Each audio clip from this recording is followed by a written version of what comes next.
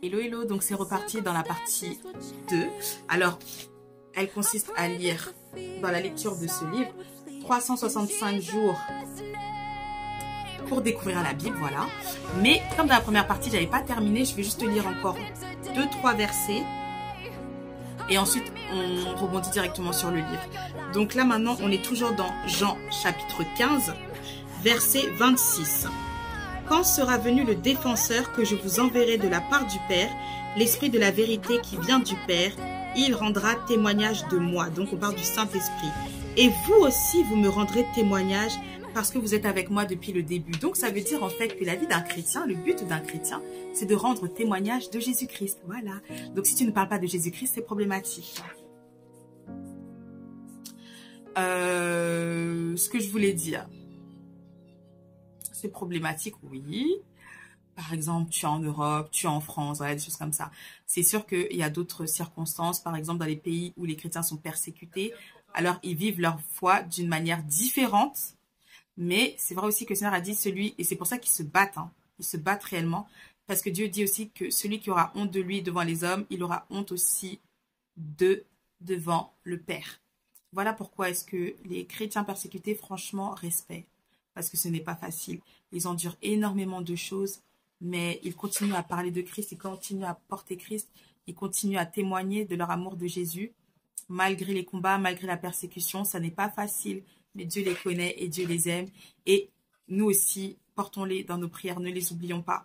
Parce qu'il y aura un temps aussi où nous aussi on sera persécutés, hein, vraiment.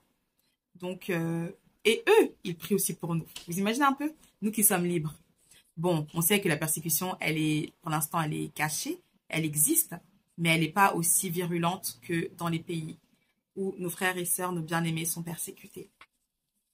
Et là, maintenant, on est dans le chapitre 16, versets 12 à 15, et ensuite, je vais m'arrêter là. J'ai encore beaucoup, c'est Jésus qui parle, hein. J'ai encore beaucoup de choses à vous dire, mais vous ne pouvez pas les supporter maintenant. Quand le défenseur ou le consolateur sera venu, l'esprit de la vérité, il vous conduira dans toute la vérité, car il ne parlera pas de lui-même, mais il dira tout ce qu'il aura entendu et vous annoncera les choses à venir. Il révélera ma gloire, parce qu'il prendra de ce qui est à moi et vous l'annoncera. Tout ce que le Père possède est aussi à moi. Voilà pourquoi j'ai dit qu'il prend de ce qui est à moi et qu'il vous l'annoncera. Le Saint-Esprit, il vaut tellement la peine d'être connu. Je prie dans le nom de Jésus-Christ que les personnes qui n'ont pas encore de relation avec le Saint-Esprit, qui n'ont pas encore conscience que Jésus vit en elles par le Saint-Esprit, je prie que vous puissiez, comment dire, le chercher, lui parler. Il y a Benny Hinn, un pasteur, on va dire anglophone, qui a écrit un livre sur le Saint-Esprit qui s'appelle Bonjour Saint-Esprit. Alors que j'étais en voyage missionnaire en Martinique, il y a une prophétesse en fait à qui le Saint-Esprit justement avait mis à cœur de me parler de ce livre-là. Et en fait, il parle de son histoire, comment est-ce qu'il a rencontré le Saint-Esprit. Il était arrivé dans une conférence avec Catherine Kuhlman, etc. Il voyait son amour débordant pour Jésus, la puissance, la démonstration de puissance, etc. Et en fait, il commençait chaque journée en disant bonjour Saint-Esprit. Et au fur et à mesure, ça avançait, sa relation avançait, ça avançait. C'était devenu son meilleur ami. Alors, vous savez, dans la vie, on a des déboires. J'étais pas au courant de la suite. C'est une sœur en Christ qui m'en a parlé, mais il est revenu, il s'est repenti. Donc, Hosanna, gloire à Dieu. Mais vraiment, le Saint-Esprit, incroyable. Voilà pourquoi est-ce qu'à un moment donné, David, quand il a péché, il a dit, s'il te plaît, ne me retire pas ton Esprit Saint. Oh, quand on a conscience du Saint-Esprit, non, non, non, non, Seigneur, pas toi. Ne pars pas, ne me quitte pas, ne me retire pas ton Esprit Saint. Saint-Esprit, j'ai besoin de toi, je veux continuer à marcher avec toi, je veux continuer à entendre ta merveilleuse voix. Et si tu dois me corriger, corrige-moi, corrige-moi. On ne doit pas avoir peur de la correction, ça nous fait du bien, ça nous fait avancer. Sur le moment, ça nous fait mal, c'est normal, mais c'est ce qui nous fait avancer et c'est ce qui nous fait avoir un bon cœur. Et si on se laisse corriger par notre Père, ça veut dire qu'on est réellement ses enfants. De l'autre côté, là, il n'y a pas de correction. Il n'y en a pas. Voilà pourquoi ils ont l'impression que ça va vite. Nous, ça prend du temps. Pourquoi? Parce que le Seigneur travaille nos cœurs. Parce qu'il sait que s'il veut nous élever comme Joseph, là, avec l'orgueil, tu vas t'écraser. Voilà. Et tu vas oublier qui t'a fait monter. Alors que de l'autre côté, voilà, il faut comme ils veulent. Mais les retombées aussi, elles sont très réelles. Voilà, donc c'est parti pour le livre Où est-ce qu'on en était? Ah, carrément, j'ai même plus de marque-page. Désolée, hein. Ah si, c'est bon. C'est parti. Donc là, il reste quoi? Il reste quelques minutes. Au pire, on fera une partie 2, hein, de toute façon, comme d'habitude. En vrai, on dit que c'est 10 minutes, mais bon, ça tape souvent les, les 20 minutes, j'avoue. Alors, on en est toujours à l'histoire de Noé. Donc, on est dans le livre de Genèse maintenant, 8, versets 1 à 7, et c'est le jour 21. Ça parle du corbeau. Mais un jour, les passagers de l'arche se regardèrent étonnés. Quelque chose avait changé, plus aucun bruit. Donc là, à ce moment-là, ils sont dans l'arche de Noé, hein, d'accord? Donc, je vous invite à regarder les émissions précédentes pour voir un petit peu de quoi on parle, parce que si je fais en plus de ça des résumés, on va pas s'en sortir. Plus aucun bruit, la pluie avait cessé. Noé regarda par la lucarne du toit et vit que le vent avait dégagé les nuages et que le ciel était bleu. Petit à petit, l'eau se mit à descendre. Il fallut plusieurs semaines avant que les montagnes n'émergent. C'est alors que l'arche s'échoua sur le mont Ararat. Noé lâcha un corbeau pour voir s'il était possible de quitter l'arche, mais le corbeau revint. L'eau était encore trop haute. Il n'avait pas trouvé l'endroit où se poser. Il renouvela l'expérience plusieurs fois. Sans succès, c'était trop tôt. Franchement, quelle révélation. Franchement, quelle révélation. Ok. Jour 22, la colombe et la branche d'olivier.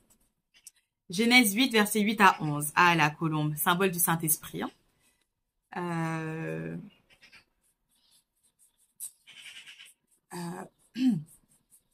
Dans le livre de la Genèse, il y a beaucoup de choses qui sont, comment dire, l'ombre des choses à venir, donc qui sont dans le Nouveau Testament. Voilà pourquoi, par exemple, on dira que Jésus, c'est le nouvel Adam. Voilà. Donc, il y a beaucoup de choses. Ça, ce sont des choses que le Saint-Esprit nous révèle. Merci aussi, Seigneur, pour les prédicateurs qui avaient déjà eu la révélation avant. Mais il y a encore toujours d'autres révélations que Dieu veut nous donner. Et donc, du coup, voilà. Soyons des intimes du Saint-Esprit. Soyons des amoureux de Jésus, Dieu. Notre Dieu est un. Il est un. Mais c'est vrai que parfois, on peut se dire qu'il y a un déséquilibre dans notre manière de parler, mais le Saint-Esprit est là pour tout coordonner. Et c'est des choses qui deviennent claires. Parfois, peut-être, on va parler tout le temps du Saint-Esprit, après tout le temps de Jésus, après tout... On va jamais se perdre. Moi, je vous dis, parce que moi, j'avais peur, je me disais, mais Seigneur, tout peut-être... Non, non. Dieu coordonne tout, en tout. Il n'y a pas de déséquilibre. Mais en tout cas, il est un. Dieu le Père, Dieu le Fils, Dieu le Saint-Esprit, il est un. Si vous voulez comprendre en quoi ça consiste, je vous invite à regarder le film qui s'appelle Le chemin du pardon. Il y a des chrétiens, franchement, il y aura une partie 2, désolé, hein. Il y a des chrétiens qui l'ont regardé, qui disent non, c'est pas ça et tout. Moi, pour l'avoir expérimenté, oui, c'est ça. Voilà. Dieu s'est présenté à moi comme ça. Donc, je sais que c'est ça. Et si on a la révélation du Saint-Esprit, clairement, on va comprendre. Même quand on lit la Bible, on dit, ah, ok, c'était ça et tout, nanana. Et il y a aussi un livre aussi qui nous parle un peu de la vie des chrétiens. Un livre, mais aussi un film, comme Le chemin du pardon d'ailleurs, le film s'appelait La cabane. Un best-seller aux États-Unis. Et le film dont je vais vous parler, c'est un film d'animation qui s'appelle Le voyage du pèlerin. Parce que oui, en tant que chrétiens, nous sommes de passage sur cette terre, nous sommes des pèlerins. Et ça nous parle vraiment de manière incroyable de la vie du chrétien, de ses déboires, de ses victoires. Et franchement, c'est un film d'animation incroyable que je vous conseille. Donc voilà, là, je suis en train de réfléchir un peu à une émission. Comment est-ce qu'on pourrait faire, je vois ça avec le Saint-Esprit, pour qu'on puisse un peu faire un topo sur les films, les livres, etc. En tout cas, moi, qui m'ont impacté et qui ont impacté encore beaucoup de personnes. Mais je sais pas comment on pourrait faire. Donc, pendant que je parle, je vois un peu des images. On verra, chaque chose en son temps. Allez, donc, en vrai, on va s'arrêter tout de suite. Hein, voilà, on va faire la partie 2. Donc, je mets une pause et je vous dis à tout de suite, sans plus tarder.